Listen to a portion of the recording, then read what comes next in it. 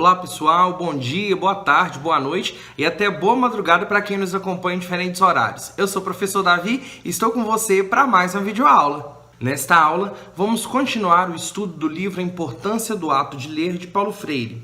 Nós estamos estudando o segundo capítulo, que fala da alfabetização de adultos e das bibliotecas populares.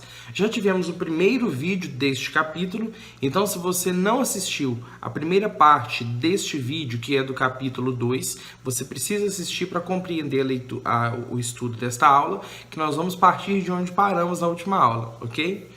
Então nós vamos continuar aqui sem delongas para a gente ganhar tempo. Vamos iniciar com essa frase que encerrou a discussão passada, falando da coerência e de prática de discurso em função da prática crítica e de uma visão crítica da educação.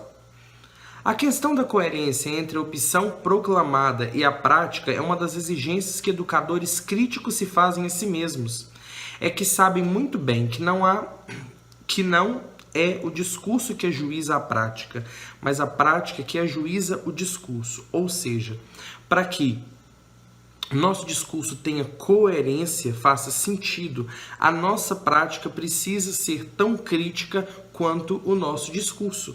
É preciso haver uniformidade, é preciso haver coerência entre aquilo que se discute, que se propõe e aquilo que se faz. Agora vamos iniciar a leitura da nova parte, daquilo que nós não estudamos ainda, ok?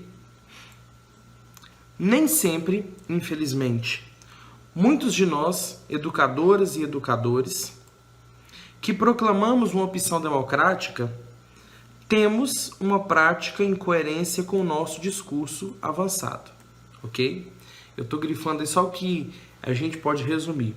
Nem sempre nós educadores, temos uma prática em coerência com o nosso discurso avançado. Vamos ver que prejuízos ou que transtornos isso pode nos resultar. Daí que o nosso discurso incoerente com a nossa prática vire puro palavreado. Daí que muitas vezes as nossas palavras inflamadas, porém contraditadas por nossa prática autoritária, entrem por um ouvido e saiam pelo outro. Os ouvidos das massas populares, cansadas neste país do descaso e do desrespeito com que há 480 anos, no nosso caso 500, vem sendo tratadas pelo arbítrio e pela arrogância dos poderosos. Então, a nossa prática, se ela não tiver discurso, se ela não estiver em consonância com o nosso discurso, ela vai ser vazia. Então, por isso que o nosso discurso vazio vai ser um puro palavreado. Por isso que muitas palavras autoritárias e contraditórias vão entrar no ouvido e sair pelo outro. Dessa população que já sofre há 480 anos nessa época e hoje 518 anos com o descaso, com a falta de oportunidades para falar, para se expressar. Eu vou botar aqui em cima da tela essa última frase para dar para ver em cima e embaixo que é a quebra de página do livro. Um outro ponto que me parece interessante sublinhar, característico de uma visão crítica da educação, portanto da alfabetização, é o da necessidade que temos de viver na prática o reconhecimento óbvio de que nenhum de nós está só no mundo. Ou seja, nenhum de nós está sozinho neste mundo. Nós não vivemos isolados, não vivemos sós, vivemos num mundo coletivo, num mundo plural. Cada um de nós é um ser no mundo. Olha que frase importante, gravem ela aí. Cada um de nós é um ser no mundo, com o mundo e com os outros. Cada um de nós é um ser no mundo, mas também com o mundo e com os outros. Viver ou encarnar esta constatação evidente, enquanto educador ou educadora, significa reconhecer nos outros, não importa se alfabetizandos ou participando de cursos universitários, se alunos de escolas de primeiro grau ou se membros de uma assembleia popular, o direito de dizer a sua palavra.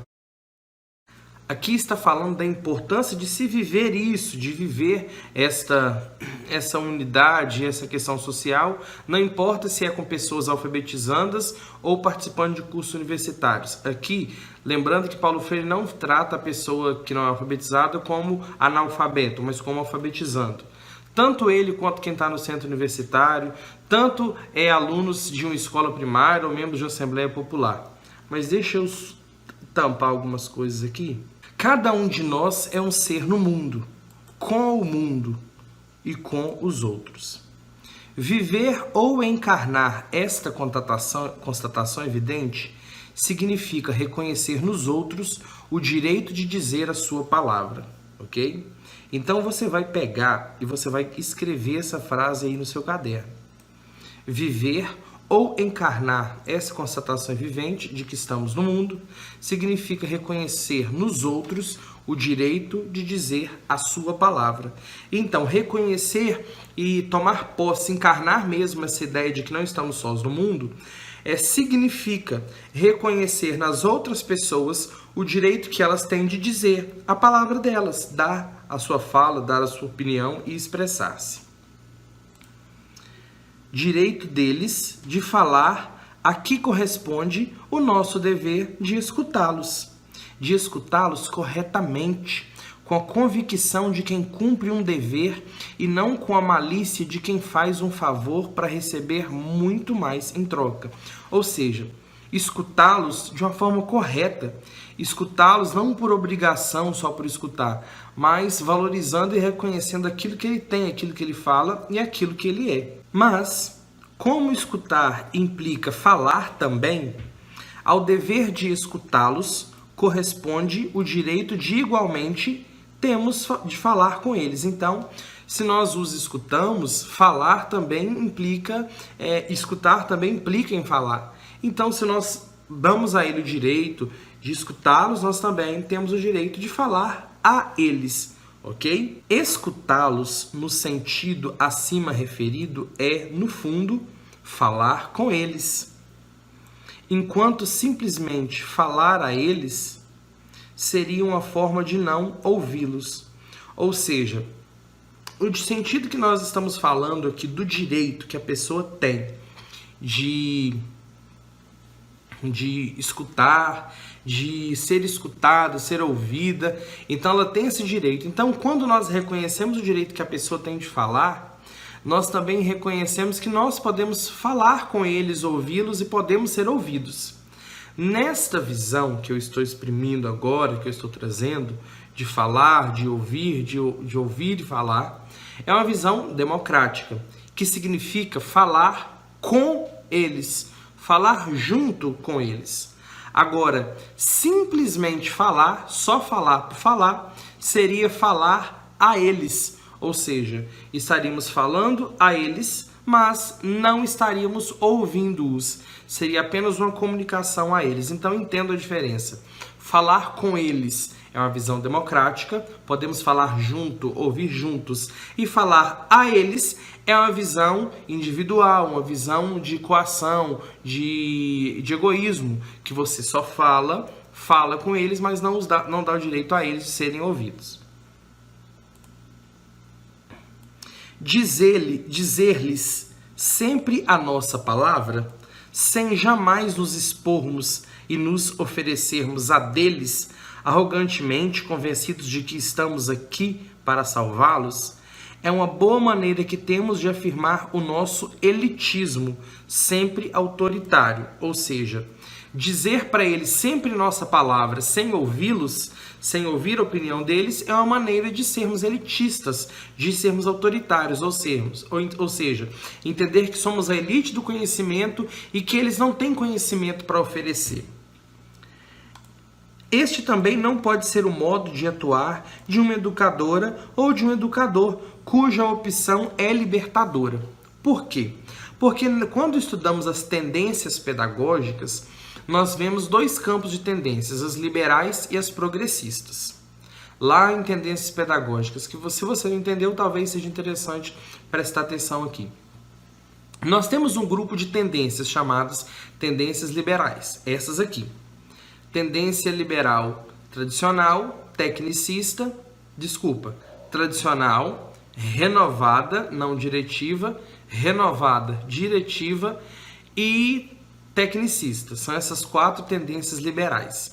E temos as tendências progressistas, a tendência libertadora, a libertária e a crítico-social dos conteúdos. As tendências liberais, elas não têm nada de liberdade, de maneira alguma. Esse nome apenas se refere à necessidade de atender os interesses liberais da classe dominante, da elite, enquanto aquelas que promovem uma educação para o futuro, democrática, são as progressistas. Nas tendências liberais, a ideia era adaptar o sujeito à sociedade. Nas tendências progressistas, prepará-lo para transformar a sociedade de uma forma crítica e democrática. A libertadora é uma tendência progressista. Então, a pedagogia libertadora, um educador libertador, é aquele que acredita que deve preparar o indivíduo para mudar a sociedade, para transformá-la, sendo autônomo. E a libertadora, especialmente, ela dá um foco muito grande na necessidade que temos de ouvir o educando, de descer ao nível do educando para aprender junto com ele. Na pedagogia libertadora, que é a pedagogia de Paulo Freire, inclusive, é defendido que o aluno tem conhecimento, ele traz consigo uma bagagem, aquela bagagem dele é fundamental para o seu aprendizado. Tanto o professor quanto o aluno aprendem, e o professor aprende enquanto ensina, o aluno ensina enquanto aprende, ok? Então essa é a visão libertadora. Então, quando falamos desse modo autoritário aqui de ser, de viver, nós falamos o seguinte: esse não pode ser o modo de atuar de um educador libertador. Não pode de maneira alguma. Quem apenas fala e jamais ouve, quem imobiliza o conhecimento e o transfere a estudantes, não importa se de escolas primárias ou universitárias, quem ouve o eco apenas de suas próprias palavras, uma espécie de narcisismo oral, quem considera a petulância da classe trabalhadora reivindicar seus direitos, quem pensa, por outro lado, que a classe trabalhadora é demasiado inculta e incapaz, necessitando, por isso, de ser liberta de cima para baixo, não tem, deixa eu até botar de outra cor aqui, não tem realmente nada a ver com a libertação nem democracia.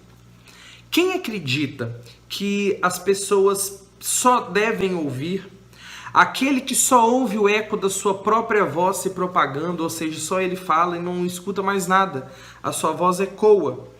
Quem imobiliza o conhecimento como se ele fosse algo fechado e pudesse ser transferido e não ensinado.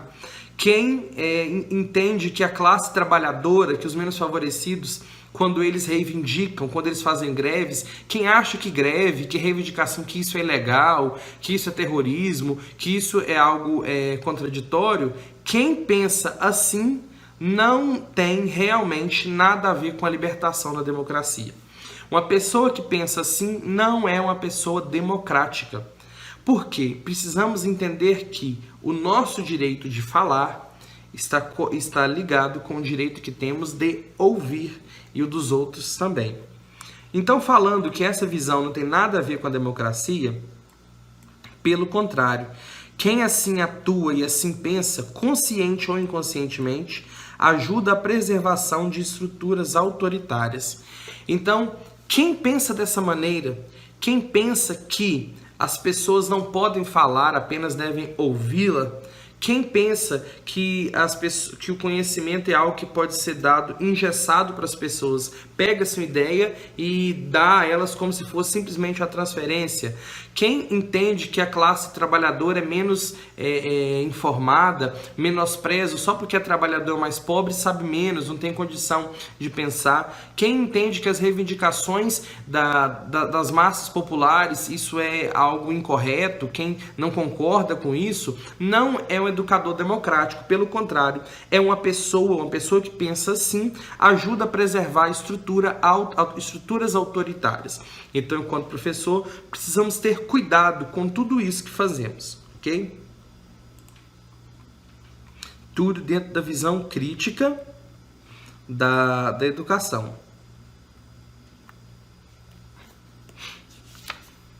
Vamos lá. Um outro aspecto ligado a este e que gostaria de me referir é o da necessidade que temos, os educadores e educadoras, de assumir a ingenuidade dos educandos para poder, com eles, superá-las. Ou seja, precisamos, enquanto educadores, assumir a ingenuidade. O que é a ingenuidade? A singeleza, a candura, a simplicidade de nossos educandos. Quando nós assumirmos a simplicidade deles e com eles, ou seja, vamos tomar como nossa essa simplicidade, essa ingenuidade, essa pureza deles, para que possamos, junto com eles, superá-la, ok? Agora veja só que importante esses exemplos aqui. Estando no lado da rua, ninguém estará em seguida no outro, a não ser atravessando a rua. Se eu estou do lado de cá, eu não posso chegar ao lado de lá, partindo de lá, mas de cá, porque eu estou cá. Assim também ocorre com a compreensão menos rigorosa, menos exata da realidade. Temos de respeitar os níveis de compreensão que os educandos, não importa quem sejam, estão tendo da sua própria realidade. Impor a eles a nossa compreensão em nome de sua libertação é aceitar soluções autoritárias como caminhos de liberdade.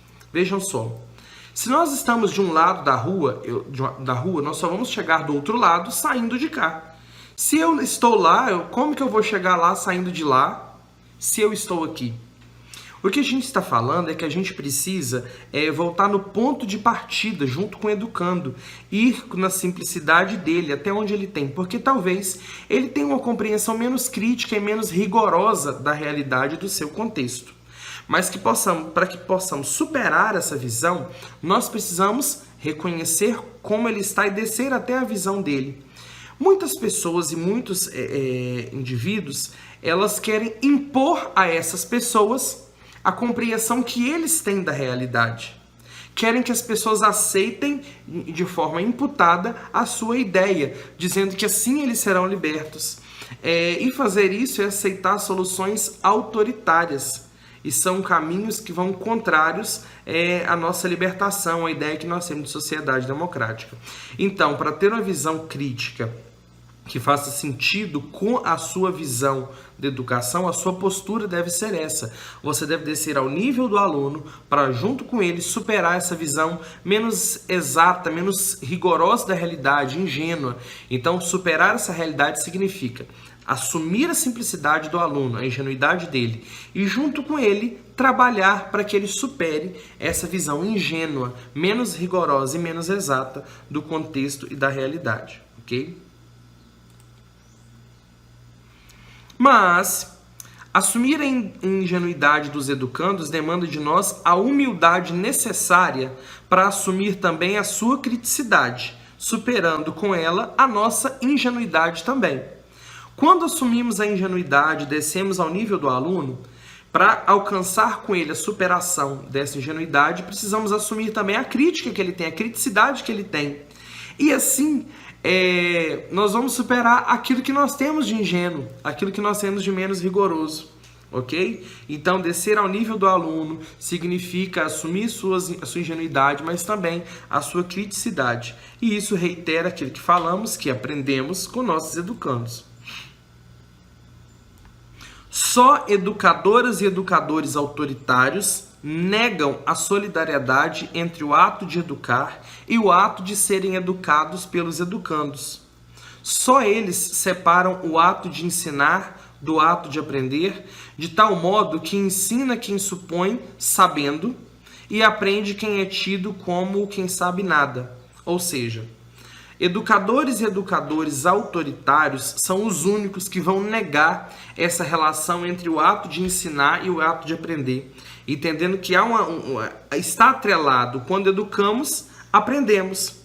E só eles conseguem separar o ato de ensinar e o ato de aprender de uma forma que há rupturas no processo, a impossibilidade de construir um trabalho junto com o aluno, caminhando junto com o aluno.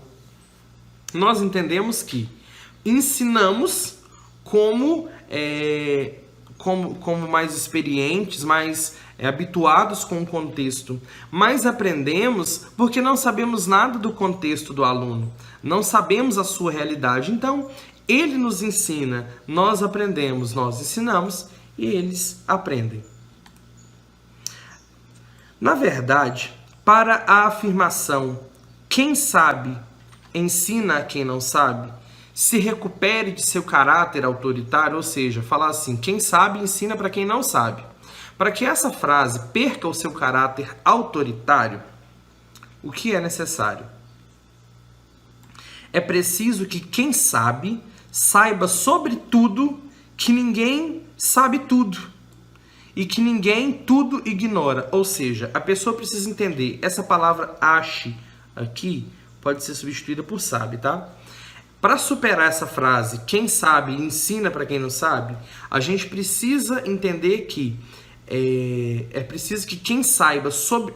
Desculpe. É preciso que quem sabe saiba acima de tudo que ninguém sabe tudo e que ninguém pode ignorar tudo. Ou seja, precisamos entender que ninguém sabe de todas as coisas e que ninguém pode ignorar as coisas. A gente precisa estar atento e ouvir. O educador, como quem sabe, estando na posição de quem é aquela pessoa que sabe, precisa reconhecer primeiro nos educandos em processo de saber mais, ou seja, de saber ainda mais, os sujeitos com ele deste processo e não pacientes acomodados, ou seja, num processo de ensino em que o professor sabe e que os alunos estão aprendendo a saber ainda mais, ele precisa reconhecer os alunos como sujeitos e não como pacientes acomodados que estão parados e só recebendo. Segundo, reconhecer que o conhecimento não é dado aí, algo imobilizado, concluído, terminado, a ser transferido, ok? O conhecimento não é algo fechado, é algo a ser transferido por quem ainda não o possui, para quem ainda não tem esse conhecimento. Olha só, é a ser transferido por quem o adquiriu a quem ainda não o possui. Então não é uma forma só de transferir o conhecimento para quem não tem o conhecimento como algo mobilizado, algo pronto. A neutralidade da educação, de que resulta ser ela entendida como um que fazer puro, eu já falei na aula passada, que fazer é uma tarefa rotineira, é um compromisso, algo que você sempre faz. A neutralidade da educação, de que resulta ela ser entendida como atividade rotineira simplesmente a serviço da formação de um tipo ideal de ser humano, desencarnado do real, virtuoso e bom, é uma das conotações fundamentais da visão ingênua da educação. Ou seja, a visão ingênua, nesse ponto de vista aqui, ela tem como conotação a neutralidade da educação. E essa neutralidade pode ser entendida como a educação sendo uma tarefa simples do dia a dia, serviço da formação de um homem ideal, de um ser humano virtuoso, de um ser humano bom. Então, a educação neutra, ela tem uma tarefa diária, cotidiana, que vai levar o homem a ser um homem ideal. De certa forma, desencarnado do homem real, mas um homem ideal, virtuoso, um homem bom. Então, essa faz parte da visão ingênua da educação. Já vimos a crítica, agora vamos para a ingênua. Do ponto de vista de uma tal visão da educação, que tal visão é essa? Tal visão ingênua é da intimidade das consciências, movidas pela bondade dos corações, que o mundo se refaz.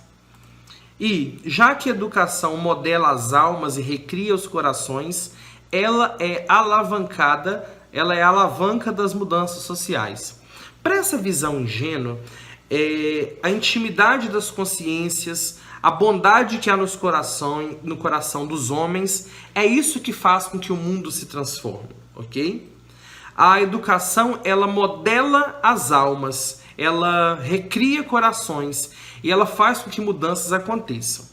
A visão crítica, ela propõe o educando a quebrar e romper uma visão ingênua da realidade, uma visão talvez mais simples do seu contexto. E acredita que, se o educador assumir a ingenuidade do aluno e assumir a criticidade, juntos eles vão superar essa visão menos rigorosa. A visão para mudar a sociedade, ou seja, romper essa visão menos rigorosa, crítica, para poder atuar conscientemente na sociedade, essa visão crítica. A visão ingênua pensa que a educação neutra, a sua neutralidade, ela tem um trabalho cotidiano de transformar o homem num ser ideal, num ser bom, virtuoso. E acredita que da intimidade dos pensamentos, da bondade do coração de cada um, é que o mundo será transformado. A educação, ela modela as almas, ela trabalha para que as pessoas sejam boas, mas é essa bondade que provocará as mudanças sociais, ok? Essa é uma visão ingênua, faz parte da visão ingênua da educação. Em primeiro lugar, porém, é preciso que a educação dê carne e espírito ao modelo de ser humano virtuoso, que então instaurará uma sociedade justa e bela. Nada poderá ser feito antes que uma geração inteira de gente boa e justa assuma a tarefa de criar a sociedade ideal. Enquanto essa geração não surge, algumas obras assistenciais e humanitárias são realizadas, com as quais se pode inclusive ajudar o projeto maior. Ou seja, a educação é o que fará essa alma virtuosa, esse homem virtuoso, a ter corpo, a ser criado. Mas a sociedade só será justa quando toda uma geração for uma geração de pessoas justas e boas. A sociedade só vai conseguir ser plena, ser boa, ser uma sociedade justa, quando todas as pessoas forem uma pessoa formada por uma educação que o torne uma pessoa ideal, um ser humano ideal. Nada pode ser feito até que essa geração inteira seja boa, seja uma geração de gente boa. E enquanto essa geração não chega, essa visão ingênua, ela assume alguns trabalhos existenciais, humanistas, para que colabore com um projeto maior, de transformar toda a sociedade numa sociedade justa, numa sociedade boa para todos. Há um sem número de outras características. O que é sem número? Que a gente já viu duas vezes aqui. Uma infinidade de números, é incalculável, ok? Há uma infinidade de características da visão ingênua. E aqui estou me referindo, e que o tempo dessa exposição não me permite analisar, ou seja, tem várias características da visão ingênua, mas o tempo dele lá é um pouco resumido, ele não teria como analisar todas elas. Sublinhei apenas algumas das mais gritantes de suas marcas, para em seguida me fixar em outras ao nível de alfabetização de adultos. O caráter mágico emprestado à palavra escrita, vista ou concebida como uma palavra salvadoras, é uma delas. O analfabeto, porque não a tem, é um homem perdido, cego, quase fora da realidade. É preciso, pois, salvá-lo, e sua salvação está em passivamente receber a palavra, uma espécie de amuleto que a parte melhor do mundo lhe oferece benevolamente. Daí que o papel do analfabeto não seja o de sujeito de sua própria alfabetização, mas o de paciente que se submete docilmente a um processo em que não tem ingerência. Então vejam só, nessa visão ingênua, a palavra escrita ela tem um caráter mágico. E ela é vista como uma palavra que salva, ou seja, esse letramento, essa alfabetização, ela é mágica. Ela salva as pessoas, é uma palavra salvadora. O analfabeto, que não tem essa palavra mágica, esse letramento ainda, ele é uma pessoa cega, uma pessoa perdida, fora do contexto. É preciso que chegue a salvação até ele, ou seja, que essa palavra mágica chegue até ele. Então, o mundo bom, o mundo benevolente, o mundo justo vai oferecer ao cego, ao perdido, a palavra mágica, um amuleto da sorte que vai salvá-lo. E quando pensamos assim, na visão ingênua, talvez concebamos o aluno como objeto e não como sujeito do seu processo, como um receptor passivo, que recebe a palavra mágica e não a cria, ok? Então, precisamos ter essas concepções acerca da visão ingênua. Do ponto de vista crítico e democrático, como ficou mais ou menos claro nas análises anteriores, o alfabetizando e não analfabeto, como eu já disse, se insere num processo criador de que ele é também sujeito. Ele não recebe pronto, ele cria, ele recria o seu mundo. Desde o começo, na prática democrática e crítica, leitura do mundo e a leitura da palavra estão dinamicamente juntas, ou seja, a leitura da palavra e a leitura do mundo, que antecede a leitura da palavra, estão juntas dinamicamente numa dinâmica contínua. Essa é uma visão crítica e democrática.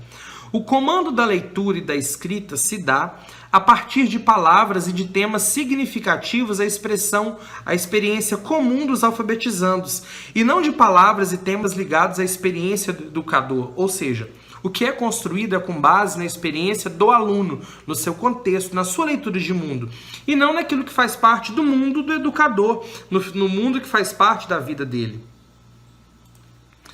A sua leitura do real, contudo, não pode ser a repetição mecânica memorizada da nossa maneira de ler o real. Se assim fosse, estaríamos caindo no mesmo autoritarismo tão constantemente criticado nesse texto. Ou seja, se nós imputarmos ao aluno, levarmos a ele palavras e discussões acerca da minha realidade, da nossa realidade, e não da realidade do contexto dele, nós estaremos caindo no autoritarismo, que nós tanto estamos criticando neste texto. Então aqui nós temos essa visão ingênua, entendendo que o mundo só vai ser melhor quando todas as pessoas forem boas, organizados e formados por uma educação neutra, que fornece uma palavra mágica para que a pessoa venha para a luz do conhecimento. A visão crítica e democrática não. Ela entende que o ser humano ele é sujeito do processo. Ele cria e recria quando caminha num contexto, quando lê o mundo, quando lê a palavra e constrói todo esse processo de letramento e de leitura da palavra, ok? Vamos continuar na próxima aula. Por enquanto é só. Um grande abraço e até mais, pessoal!